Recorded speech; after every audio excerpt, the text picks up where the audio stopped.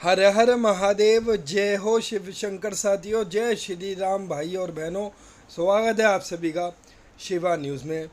दोस्तों, आज की इस खास वीडियो के अंदर हम आप सभी के लिए कर्नाटक के एग्जिट पोल के आंकड़े लेके आए हैं कि वोटिंग के दौरान कर्नाटक की जनता में क्या उत्साह था, कर्नाटक की जनता ने किसके पक्ष में जो है इस बार वोट डाला है। कर्नाटक के अंदर दोस्तों इस बार 71% के करीब जो है मतदान हुआ है। अगर हम 2019 के मुकाबले देखें तो इस बार लगभग 1 से 1.5% वोटिंग जो है इस बार कर्नाटक लोकसभा चुनाव 2024 में ज़्यादा हुई है।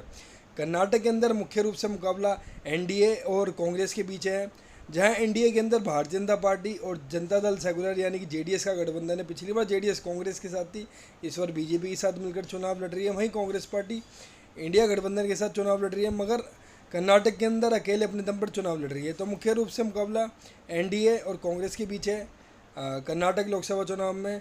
तो एग्जिट पोल के आंकड़ों में जानते हैं कि इन 28 लोकसभा सीटों पर कर्नाटक की किसे जीत हासिल हो सकती है, कितनी सीटें इंडिया जीतेगा, कितनी सीटें एनडीए जीतेगा, कितनी सीटें अन्य के खाते में जा सकती है।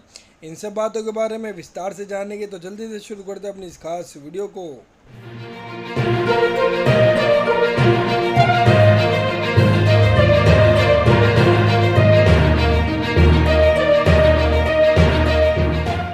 तो दोस्तों, जल्दी से अपने इस कर्नाटक लोकसभा चुनाव 2024 के एग्जिट पोल के आंकड़ों को शुरू करते हैं। साथियों, इस वीडियो के अंदर सबसे पहले हम आप सभी को बताएंगे वोट परसेंटेज कि किस पार्टी को या किस गठबंधन के खाते में इस बार कितने फीसदी वोट कर्नाटक लोकसभा चुनावों में जा सकते हैं। फिर बाद में हम आप सभी को बताएंगे सीटें। तो आइए हम सब सबसे पहले जानते हैं वोट परसेंटेज। लगभग 4% वोट इस बार जो है अन्य राजनीतिक दलों को कर्नाटक लोकसभा चुनाव 2024 में मिल सकते हैं। लगभग 42% वोट जो है इस बार एनडीए गठबंधन जो है हासिल कर सकता है, जो कि बहुत बड़ा झटका है बीजेपी और एनडीए के लिए। क्योंकि अगर हम 2019 के लोकसभा चुनाव की बात करें तो बीजेपी अकेले लड़ते हुए भी 53% वोट हासिल किए थे इन्होंने यहाँ से। मगर इस बार गठबंधन करने के बावजूद केवल 42% वोट ही मिल रहे, यानी कि मोटे तौर पर 11% वोटों बहुत ही बड़ा नुकसान बीजेपी और एनडीए को यहाँ से हो सकता है। और सबसे ज़्यादा 54% वोट जो है इंडिया गठबंधन हासिल कर सकता है। यानी कि साफ तौर पे दिखाई दे रहा है कि अगर आज की डेट के अंदर कर्नाटक के अंदर लोकसभा चुनाव हो जाए तो कर्नाटक के अंदर वोट परसेंटेज में कांग्रेस पार्टी सबसे ज़्यादा आगे दिखाई दे रही है।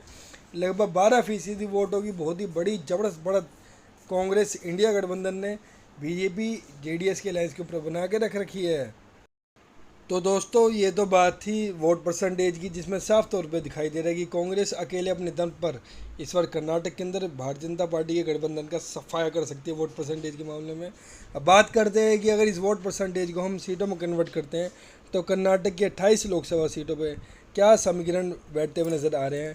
कर्नाटक की 28 लोकसभा सीटों में से कितनी सीटें एनडीए हासिल कर सकता है, कितनी सीटें इंडिया यानी कांग्रेस को मिल सकती है, और कितनी सीटें इस बार जो अन्य खाते में जा सकती है। अगर आज की डेट के अंदर कर्नाटक के अंदर लोकसभा चुनाव हो जाए तो कर्नाटक के अंदर अन्य राजनीतिक दलों का इस बार लोकसभा चुनाव में खाता भी खुलता हुआ नजर नहीं आ रहा है। लगभग 8 सीटों पर पूरा एनडीए गठबंधन का पूरे कर्नाटक लोकसभा चुनाव में सफाया हो सकता है, जो कि बहुत बड़ा झटका है बीजेपी और एनडीए के लिए। क्योंकि 2019 के लोकसभा चुनाव की बात करें तो एनडीए ने यहाँ से 28 में से 26 लोकसभा सीटें हासिल की थी, वो भी अकेले अपने दम पर बीजेपी ने, जो कि अब घटकर केवल 8 पे सिमट रही है। और सबसे बड़ी बात यह है कि जेडीएस के साथ गठबंधन भी किया है इस बार, मगर वो गठबंधन कुछ काम करता हुआ नजर नहीं आ रहा है। केवल 8 सीट पे पूरा अलायंस इस बार सिमट के रह सकता है। और सबसे ज़्यादा 20 लोकसभा सीटें जो कांग्रेस यानी कि इंडिया गठबंधन अपने दम पर हासिल कर सकता है। यानी कि साफ तौर पर दिखाई दे रहा है कि आज की डेट के अंदर कर्नाटक के अंदर लोकसभा चुनाव हो जाए तो कर्नाटक की जनता मुख्य रूप से बदलाव चाह रही है। कर्नाटक की जनता केंद्र में कांग्रेस की सरकार लाना चाहती है, राहुल गांधी जी के नेतृत्व में देश सौंपना चाहती है। और अगर यही नतीजा सेम रहा तो निश्चित रूप से 4 जून को नतीजे इंडिया गठबंधन कांग्रेस के पक्ष में रहेंगे और राहुल गांधी जी 4 जून के बाद हिंदुस्तान के नए प्रधानमंत्री के रूप में शपथ लेंगे।